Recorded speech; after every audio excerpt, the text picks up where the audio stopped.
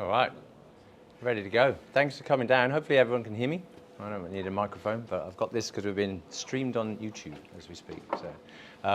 So this is a talk. We're part of AWS user group, which you're all members of. But this is a series called the SaaS on AWS series that we're running alongside the normal user group talks. So it's not in replacement of. We've got an interesting one coming up. Bit of it's called a fishbowl event. So it's a style that we've not tried before, just something a bit different, where we'd have kind of rotating people on the stage, asking questions, and almost like a panel discussion, but a bit of a rotating panel to talk about things that are going on in the AWS world in Perth. So it should be quite interesting, a bit different. So do come down and try it out. But they happen, I think it's the last Thursday of every month, and these we'll try and do the first Wednesday of every month. So I think a few of you came down to the last one, but it was quite a success. Observability was one of the things. I'm going to give a session survey at the end, and if you have any ideas of what you want to talk about next, please just suggest it, right? So, observability was one of them. So I'm not Nathan Westwood. I'm Chris Dorrington. I work at AWS, but Nathan's over there. He's going to be talking in a bit, and he's going to be talking about debugging in prod, all about observability. Nathan's from Datadog, so he's going to show us some cool stuff. But this being a SaaS talk, observability is really important with in SaaS. And we're going to hear the term about tenant context. So when you're doing observability for SaaS, building the dashboards, you need to know which tenant things are happening for, your metrics and your logs and everything. So the term tenant context is something that get bandied around. Nathan might mention it. So I just want to spend 10 minutes talking specifically about this. It's a quick primer. There's a whole talk that we could do on this. If you want more on this, on SaaS identity, then just put that in the session survey and let me know. How many of you are actually working on SaaS projects at the moment? There's a few of you in the room, cool, and a lot of interested parties, right? So SaaS identity. This is a big topic in itself, but what is SaaS identity compared to identity, right? We have things like Azure AD and Okta and all these IDPs, identity providers. They're really good at giving you the user identity.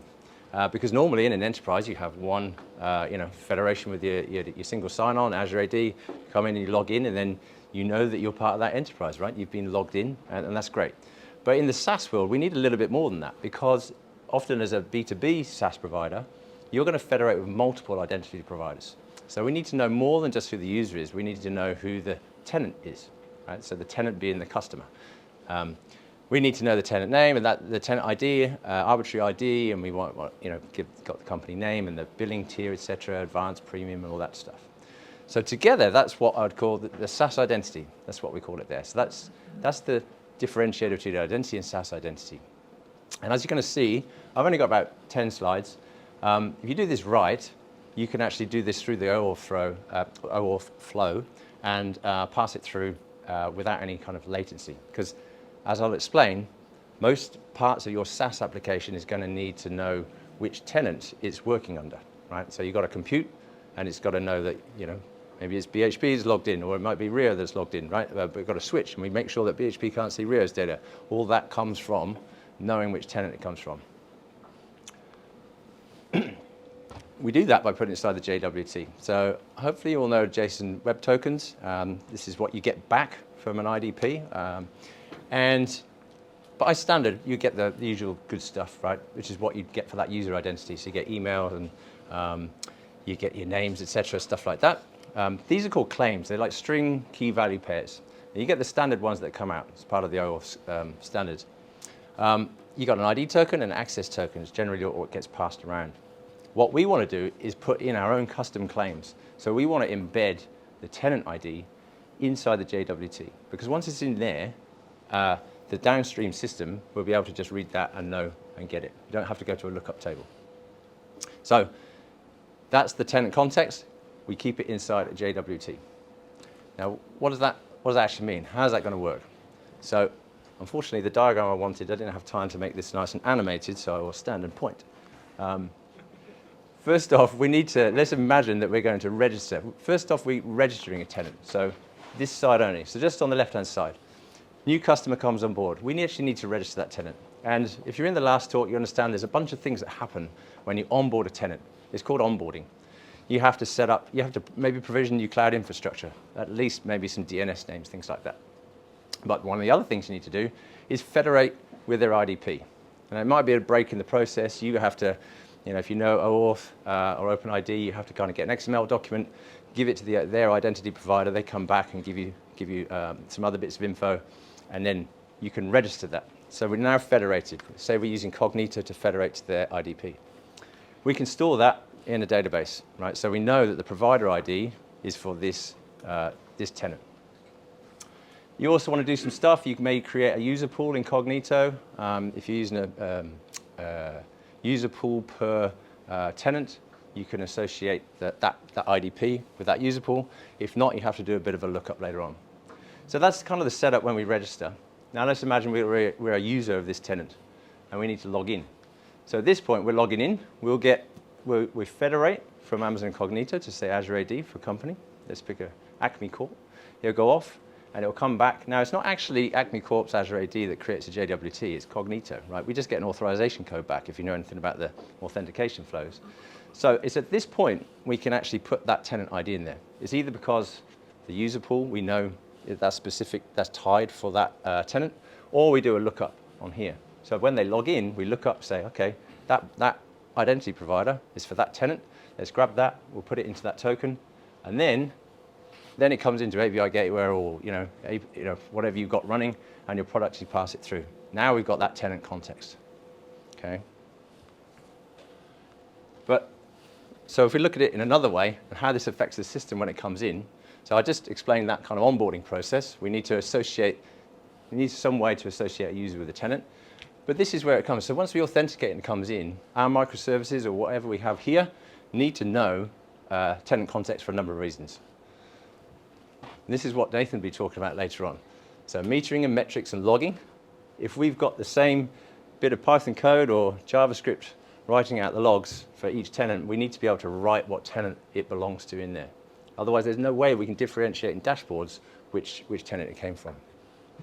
And of course, as I was saying earlier on, you need some way to actually prevent your service from accessing another tenant's data. So tenant context becomes really important there when you want to assume a role and make sure they're restricting the policies there. And also this goes into like the data partitioning, right? So your S3, the way that you're storing your data, you need to know the tenant context in there. So authentication without tenant context, we wouldn't be able to do any of this. It'd be a bit of a mess. Just doubling down on that, we've got the applications here. Pardon me, excuse me. When we're doing any of these things, we've got logs and metrics, but also like billing events, right? We also need that tenant context in there too. And then we've got all this tooling on the outside, like Datadog being one of them, right? We're going to have it there, but that's what we need. We need to be able to differentiate, and we're doing any of this filtering. We need the tenant context. So it's really important. It has to come in a few different areas. If we're looking at the application and how you're doing that, so we're coming in, we've got our JWT coming in here. We don't really want the developers, I guess, to be dealing with that themselves. So what we can do is we're trying to abstract that, right? So your logging manager and your metrics manager, whatever tooling you're using, you can write to extract that tenant context as it comes out, but you can abstract that away. In Lambda, you've got things called layers. So it just appears as a library to the people who are writing the code in the compute, right? So all this gets abstracted away and actually automatically logs and records metrics. So what's the code up here doesn't really care what tenant it is. It just knows that it needs to do any logging, and it needs to pass the token through, and it sorts itself out, or sets it up at the beginning before the logs are written. Last couple of slides. Tenant context is super important, feeds through to everything I just said. We have the well-architected framework, which you might already know, but I don't know if you know that we've got a SaaS lens, right? So the SaaS lens is really good. And if you're interested in SaaS, it's good to go and have a look. We cover all these things, which aren't normally covered in the rest of the well-architected framework. So all the good stuff, tenant isolation, data partitioning, but also when we come down to here, we've got tenant activity and consumption and tenant-aware operations. So that's where we need the dashboarding and the tooling to be able to distinguish what tenant you're looking at the data for. If we have just a quick look at some of the questions, because this is what you'd have to answer if you were doing a well-architected review for a SaaS application. How do you effectively monitor and manage the operational health of a multi-tenant environment? I think Datadog dashboards might be better than this one, but you kind of get the idea. You've got some overall view of your tenants, what's going on, and then you can drill down into them. Okay, so that's really important there. And then how you're actually capturing and surfacing metric data that can be used to analyze the consumption and trends of individual tenants. It's all going to be part of this, so you really need to pay attention. And then the security for SaaS, which I went through there. So how are you using that tenant context to separate it? So when we talk about tenant context, it's just embedded in everything we do. So when we get started in SaaS, we always say start with identity and provisioning. That's the best things you can start with, because then you can go on and just build everything on top of it for all your tooling. If you want to have a look at that, you can Google it, or you can just, I'll send these out afterwards, a couple of links. And the other thing as well, just in general, because I will stop talking about SaaS now, but all our blogs and everything else, if you're interested in any of the things that we've already pushed out, we've got the SaaS resources on AWS. And so you just pick it's a nice, good interface now to find everything rather than just have to rely on Google, right? So just come here and have a look. With that, I'll say thank you. I will just say at the end, please do fill out the session survey at the end. It'd be really important to know, and also any feedback, if anything you want to see. If any of you want to talk at this, we're really interested in getting people to talk about their experiences in the SaaS world. Those of you working in SaaS, if you've stumbled across a problem, of doing tenant isolation, or how you're partitioning data, or how you did identity, we'd love to hear about it. Share it, right? Share it amongst this. What I'm trying to do with these talks is kind of rouse the SaaS in Perth, and hopefully, we get people talking about it and we get a nice community going. So I'll pass over to Nathan. We can swap through.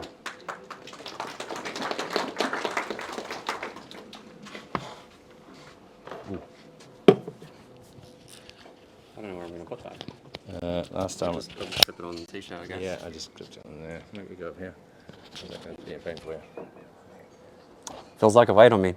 All right. No, I don't. Yoink, and most importantly, no. All right. That's not necessary. So, my name's Nathan. I'm a sales engineer at Datadog. So my role effectively is to help, it's more the engineer side of sales.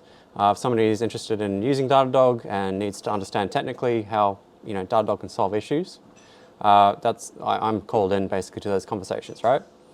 I'm here to talk about observability, and I called it debugging in prod. It's a little bit clickbaity, but I didn't know how else to characterize it. And what we're going to do to start off is actually a little crowd participation in some sense. We're going to generate some data so that I can actually go through that data and start to showcase what actually can be done. And I'm going to be taking a bit of I obviously work for Datadog, so I will be using Datadog to showcase metrics, traces, logs.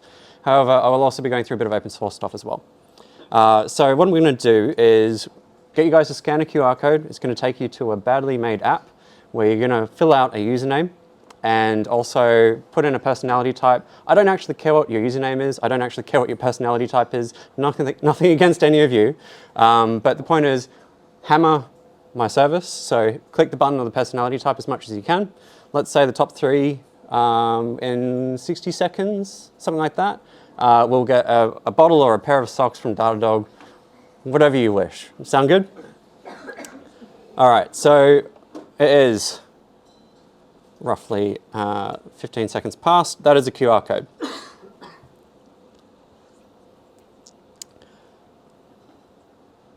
So yeah, we'll be going through the different pillars, and I'm not going to go into the bare bones of metrics, traces, logs. I'm presuming most of you have an idea of what metrics, traces, and logs are.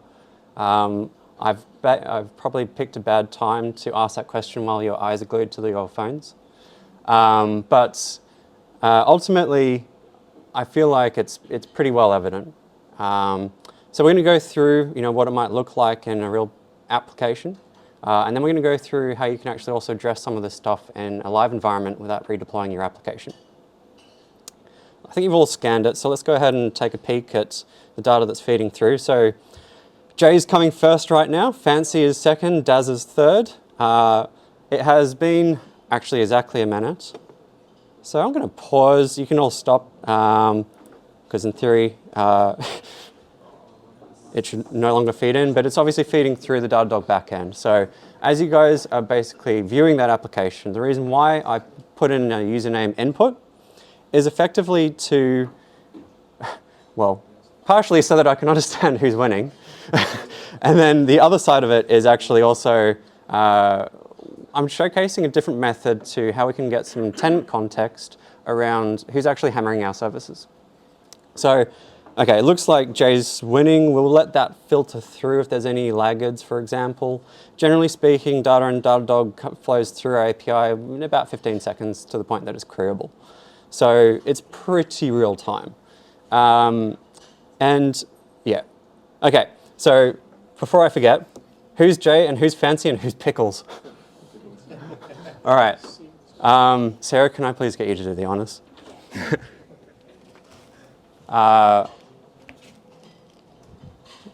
Well, so Sarah is doing that and I have delegated that away. Who was Pickles.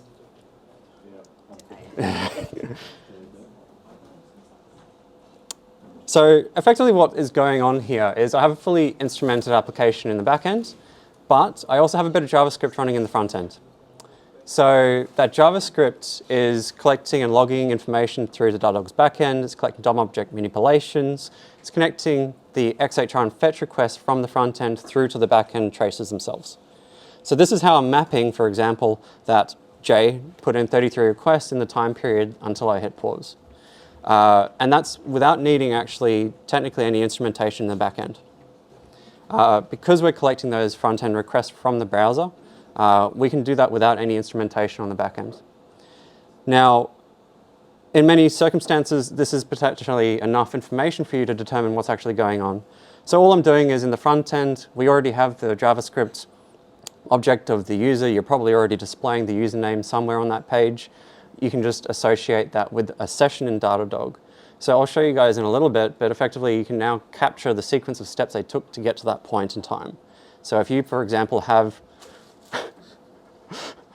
sorry. These two guys are smiling a lot, and I'm hoping it's because they're really engaged. Oh, right, yeah, it's changed a bit. Yeah, Nathan Westwood, the big dog. Okay, appreciate whoever did that one. And yeah, so the front-end JavaScript is connecting all those pieces for us. Now, the benefit of this is I don't need to log anything. I don't need to do any instrumentation in my applications. It's all through the front-end tracked. However, in certain circumstances, you might not be able to necessarily get the context and understand who's using my services the most. For example, if you have a RESTful API, you're not going to have a front end that's necessarily serving that JavaScript in order to be able to connect anything. So it's interesting. In that instance, backend instrumentation is probably the way to go, or logging. Now, despite Chris highlighting logging and metrics, I'm actually ironically going to spend the least time on those two because it's somewhat straightforward. You know, use structured logging in your approach, add in the user and tenant context into your logs, and then use a logging platform that can query that kind of stuff. It's nothing particularly amazing in that sense. And to me, demonstrating that is a little bit moot. I think you can all envisage it. You've all used logging platforms, whether it's CloudWatch, whether it's Datadog, whether it's something else. So we're going to go through the application performance monitoring piece of it, whereby what we're seeing here, where we see the popular tenant widget, is I've basically done what's called custom instrumentation in the Datadog tracer. Now, you don't need to use a Datadog trace. You can use OpenTelemetry, and I'm not just speaking from a Datadog perspective. Yes, we take OpenTelemetry as well, but also in whatever context you want to use. OpenTelemetry seems to be just only increasing in sort of the cadence that it's being picked up. I think it was a few months ago or quarters ago, I'm losing track of time, I saw that Lambda now comes with the OpenTelemetry SDK. So, you know, it's a standard good practice to use. There are certain instances where you might not want to use it. So if you needed profiling, for example, you might want to use a proprietary tracer like Datadog's, but profiling will come in OpenTelemetry, and you'll find the vendors accepting them as well. But point being that in my bit of JavaScript code over here, we grab the tracer and the current trace context, and in this case, I'm just setting a random tenant. So that's where we're seeing this tenant 1, 2, 3, 4. I've only made 4 tenants, so it's all of a bit of a back-end facade. But the idea being that you can use this information on a RESTful API without the JavaScript on the front end to collate who is actually hammering my API. And you can actually generate metrics off of this kind of stuff as well, which I might get into a little bit later. OpenTelemetry, same sort of methodology where you have the ability to do custom instrumentation. And I do recommend custom instrumentation. Just a quick show of hands. Who's done instrumentation of application code in some form or another here today? I'm seeing one self-conscious hand. Yeah. What? Okay, maybe let's approach this a different way. Who's an SRE here? Who's an application engineer? Who's an infra engineer? Who's just here because there's free pizza? So, I mean, okay, let's. Who's heard of OpenTelemetry? Okay, so quite a lot more. Ultimately, it's a logging agent. It's automatically instrumenting with various libraries that application code is going to be using. And Postgres calls, SQL Server calls, also like GET request, POST request, it will automatically instrument that sort of information. So to bring that into practicality, we'll use one in Datadog. Let's pick one that's got a bit more noise behind it. Let's go with this one. So what we see here in Datadog is what's called a flame graph. Different vendors have different methods of visualizing this information. But the idea being that up the top, we have that browser request from the front end.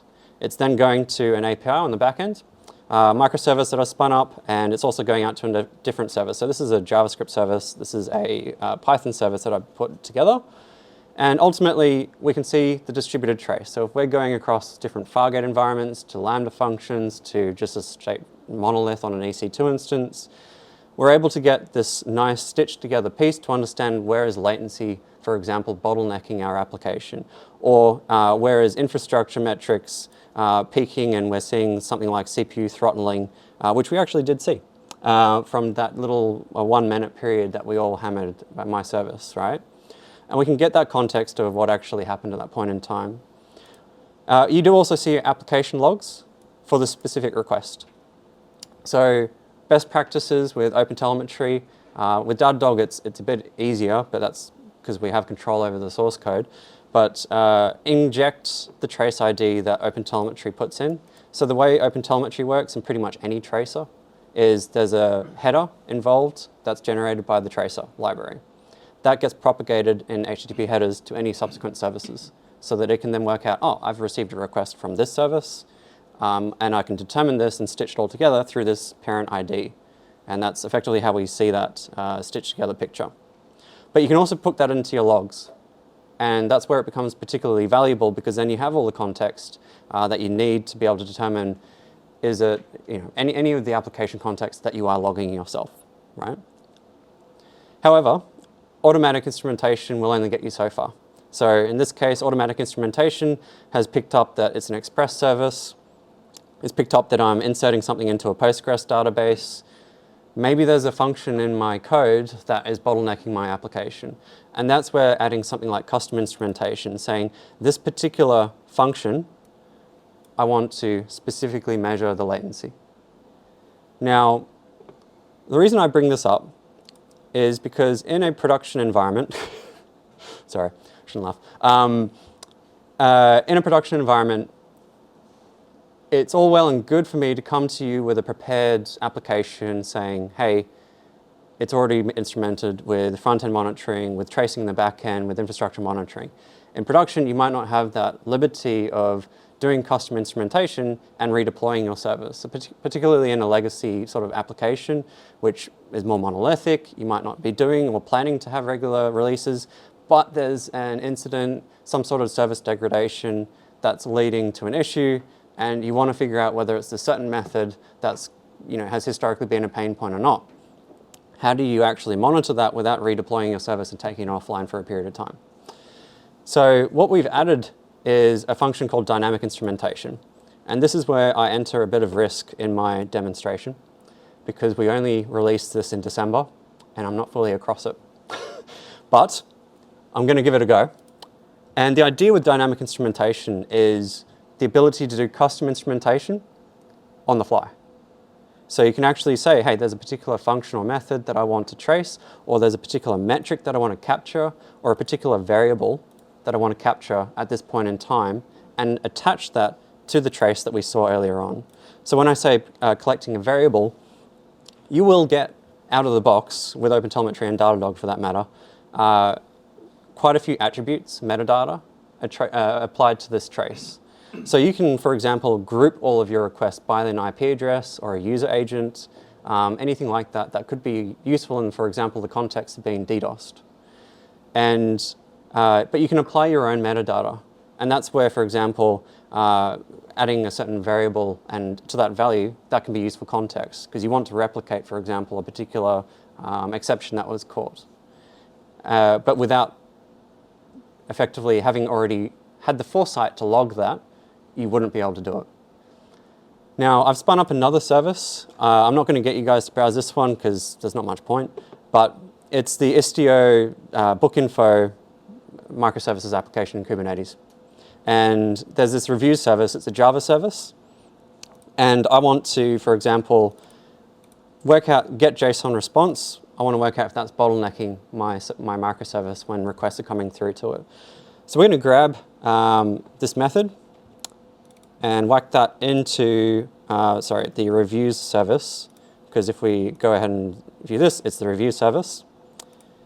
And we are going to put the method in there, and we're also going to put in the, the class. So we're going to put that in there. And you can see you can also pick a specific line, so you can actually frame it, let's say partway through an execution or modification of a variable. And we want to make a span out of this particular method. So we're going to go ahead and create that probe.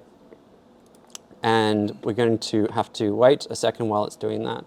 So a bit of context is Datadog historically, for security purposes primarily, had one-way direction in communication with our agents. So there's an agent, spins in your environment, sits in your environment, collects logs, collects metrics, collects traces, sends it to Datadog's API. Not much more beyond that. However, we've added some security products. I'm not going to go through them today. If you're interested, grab me afterwards. But the point being that the tracer context to security teams is invaluable. They want to know, for example, which databases has somebody who's done cross-site scripting been able to access, for example. So we also realized that through the tracer, we can effectively create kind of a WAF and block IP addresses, for example, through our tracer, even if there is no existing WAF that sits in front of that application. So that's bidirectional compatibility or communication. And then with that, we realized that, we can add probes. And with those probes, we can add custom instrumentation. So let's go ahead and see if we've got some information coming through. Let's just go ahead and view the past 15 minutes. Okay, so that refresh that I did of this application here, the book info sample, that's popped up over here. And we can see that the green service is our review service. Took 48% of the total execution time. But this dynamic span here, this Liberty REST endpoint get JSON response, has only taken 2.35 milliseconds. So I can safely say that's not the bottleneck in my application, right? But the idea being that I didn't need to redeploy my application, even though I'm using Kubernetes, it's easy enough to do, but I still did it, and I've added some custom instrumentation and some invaluable context to my instrumentation to understand what's going on in my production environment. I'm going to pause there for a second. Are there any questions or anything like that? It's fine if not, but I'll move on if otherwise. Dumb question. Yep. From the front-end guy, it feels like if you are deploying with CLIs and whatnot, you might be unifying the hell out of everything, and those names are not quite as readable and as nice. When you selected the name, that was a Lambda function name, was it? This piece. Yep. It's not a Lambda function, but I mean it is a Dockerized application, Java application. So there's actually different ways of managing that. I haven't done it in my sandbox environment, but if we actually go ahead and create a probe again, I can potentially jump into our demo environment afterwards. But if I select a service, if you use GitHub, or one of the other ones, I can't remember off the top of my head, let's just add something in there. There is a source code. GitLab. GitLab, okay, yeah, all right. Oh, yeah. Sorry. Not Jira, Bitbucket, just GitLab. GitHub, GitLab, source code integration. So you can actually, if you, for example, minified your front end as well, you can upload your own source map. And then you can see side by side what the code is for that particular service. And it just becomes a bit easier then to work out, this is the point that I need to grab this. one more question. Yep. What languages can you instrument? Instrument or dynamically instrument? Dynamic. Dynamically instrument, so at this point, Python, Java, .NET are the definite three. I think there's one more which I can't remember. It is not JavaScript, which I'm disappointed as a JavaScript developer. But it's just the way that it compiles that it makes it a bit more challenging. So yeah, I think those are the definite three, yeah. Yep? Nathan, can I ask you, you said that this application is running on Kubernetes in Yep. a Docker container. Yep. The Datadog agent that has bidirectional communication to the server, is that running as like a Kubernetes sidecar or something like that? So it's a daemon set, but you use Helm charts, and there's also now a Datadog operator to make it a first-class Kubernetes citizen to manage the agent as well. And there's just the one agent, so you don't need to worry about too much. So that will actually pull in a whole range of metadata. I haven't really gotten into the Datadog metadata, data model, but it's basically a tagging matrix where anything, say for example a log, comes through Kubernetes, it's picked up by the Datadog agent, which is talking to the kubelet API. So as a result, we can determine, okay, it belongs to this container ID, it belongs to this particular Kubernetes namespace, and it belongs to this particular EC2 instance if we go back to hosts, which is in this AWS region. So it inherits all these different layers of metadata so that you can slice and dice however you see fit. And it's actually just a tagging-based query language in Datadog. So you don't need to sort of learn any arbitrary query, SQL-like query skills. Answer your question?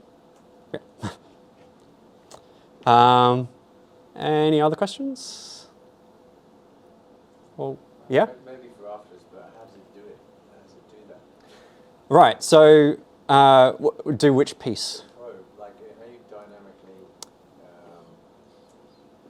like what type of things you can get from dynamic instrumentation? Like here's just the execution time, right? Yeah. But can it give any more than that? Like, because it's just kind of reading logs, or is it interacting with the runtime? Like, So through the tracer that's sitting within there, that effectively reads from a file that the agent creates. So the agent is long polling our API to work out whether it needs to create a probe.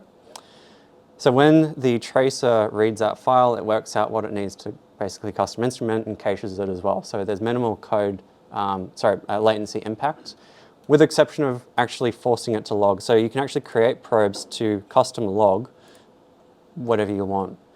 We do tend to suggest rate limiting that because that is different. So if you have a high request per second, for example, that's probably not the best way to go about it. Probably make a metric or grab a span tag and capture that variable. It's the same mechanism we use for that IP white blacklist, for that sort of WAF, but not WAF. Is there Nathan, is there like a general uplift into dashboards that capture all this information? Walk me through a little bit more what you're after. Well, if you've got running specific applications, running probes, getting information, you're in the detail at that particular level? Is there a higher level where you can see holistically what's going on? Yeah. So I haven't gone through like the service overview or anything like that. It's actually something that we're investing heavily as a company, which is we've realized that this data is important to a whole range of different personas within an organization. So security is a big focus of ours. But the idea being that, yeah, you have a service catalog so we can understand what services are actually connecting to which other services as a result of different dependencies, for example. So if we go to inspect this product page service, it's fairly simplistic. Agents making some requests to the product page, which is making some requests to the request service. And if we want to go ahead and view service information, we get the golden signals, your requests, your latency, your error rates, and that kind of stuff. And the different endpoints alongside each of those with the breakdown of the metrics for each of those. So yeah, it's something that I can dive fairly deeply down into. I'm not going to for the sake of brevity today. But increasingly more so what we're finding is large organizations are trying to work out a way to standardize. So things like scorecards is something that we've added. So each service that's defined from PagerDuty or Opsgenie or whatever should have monitors, or i.e. alerts in Datadog, and should have service level objectives set for them and should have certain dashboards that are provided out of the box to give you that sort of high level overview. There's different views of it as well. So for example, okay, that's great to understand that we have these different services and SLAs and whatnot, but who actually owns it? In my sandbox, I haven't set any of this information. I'm trying to remember if I've actually got anything more to show in my sandbox. I don't think I do. So I can actually show you a populated version of that while I'm hopping on to the next piece. We were accidentally showing the Datadog HQ account to a prospect today. That is a big boo-boo, Tyler. But we actually use Datadog to monitor Datadog. And a lot of the functions that we develop, or features, as much as they come from customers, it actually comes from our own needs as an engineering organization of several thousand.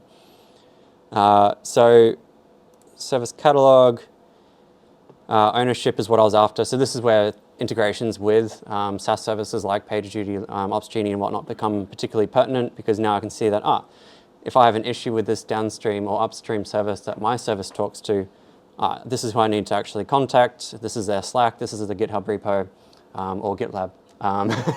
And jump into all that telemetry there as well. Let me just go back to my dashboard to work out if there's anything that I missed.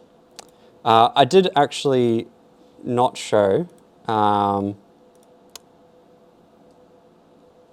Chris had a little dashboard up earlier on. Oh, I'm not logged into my account anymore. That's annoying. And I did have a prettier dashboard. But container CPU usage, RSS memory, those sort of metrics, they're table stakes in Datadog. Containerization, to be honest, is definitely one of our strengths. But what I wanted to jump into is another use case. Chris said I wouldn't have any slides. And he kind of put me in a corner because I did have a slide or two slides that I was planning on showing. But there's a product that I want to make you guys aware of. And who here has heard of Cribble? I'm seeing some head nods. Sarah, you don't count. Cribble, the idea is, Datadog is an observability platform. And you have an agent, it collects data, it sends it to an observability platform. One of those being, potentially Datadog.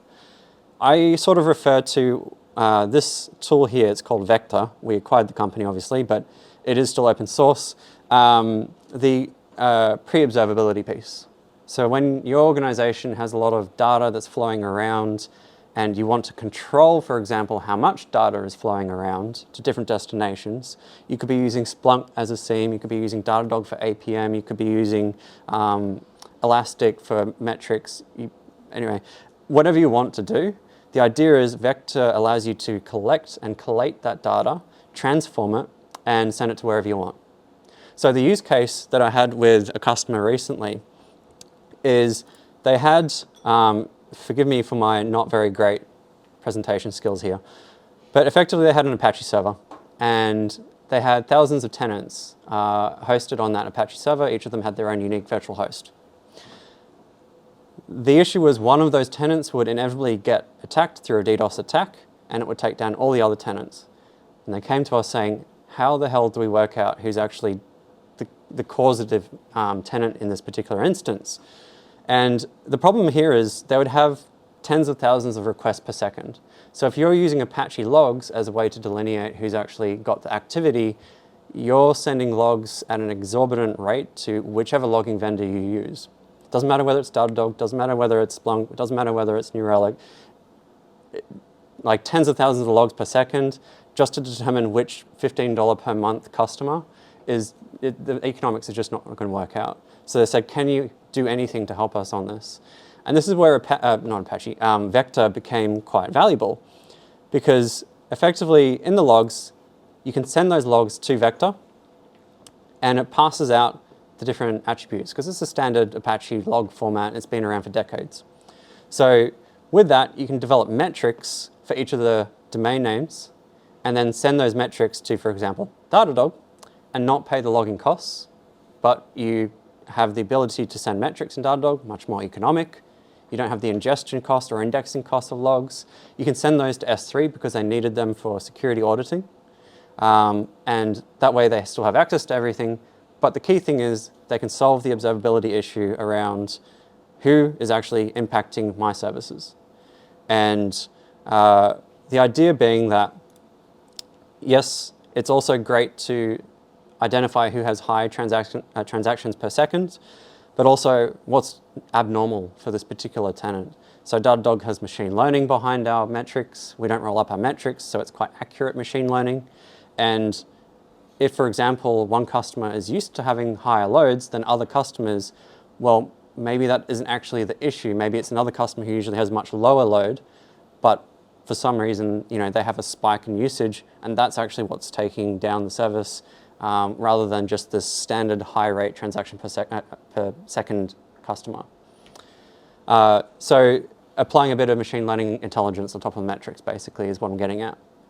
So to sort of summarize, if we go back and sort of jump back to the dashboard, which is now going to be broken because I'm logged out, but we've gone through collating user information, which user is actually causing us trouble on the front end through that piece of JavaScript, and that's an option.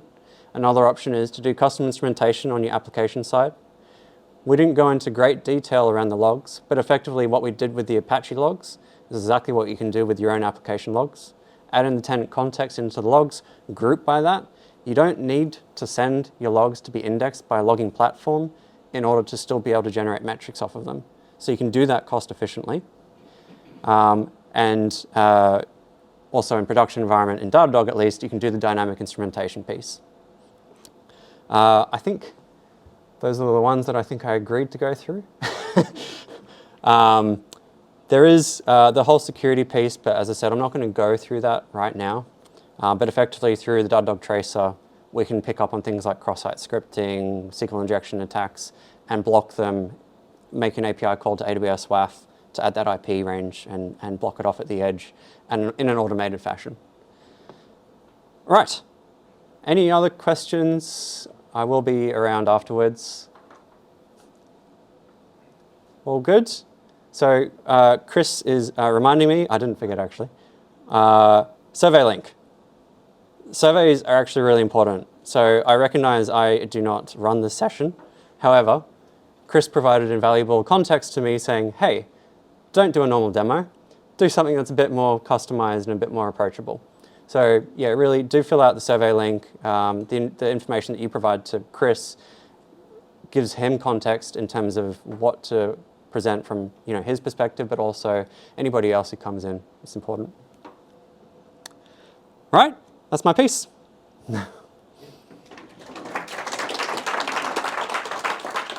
I'll leave that up.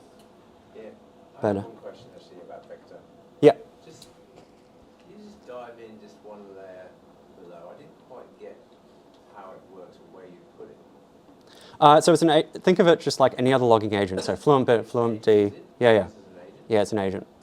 So naturally, you can put it in a containerized architecture. That's totally fine. But otherwise, just install it as a service, and it's it's managed through YAML or TOML or other whatever config files. There is actually another overlay where you can add management of, for example, all of the 3 categories here. So say, for example, I use Splunk as a SIEM. It's no secret, Splunk can be expensive, and I'm getting DDoSed. And I don't want to send all of my logs to Splunk because, well, I know I'm getting DDoSed. This is not useful context at this point in time.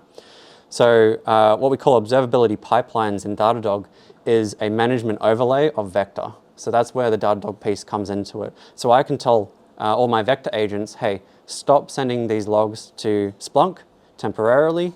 Instead, send it to S3 just so that I have for audit purposes. And then once that issue is resolved, I can then resume sending all of my logs to Splunk as per normal.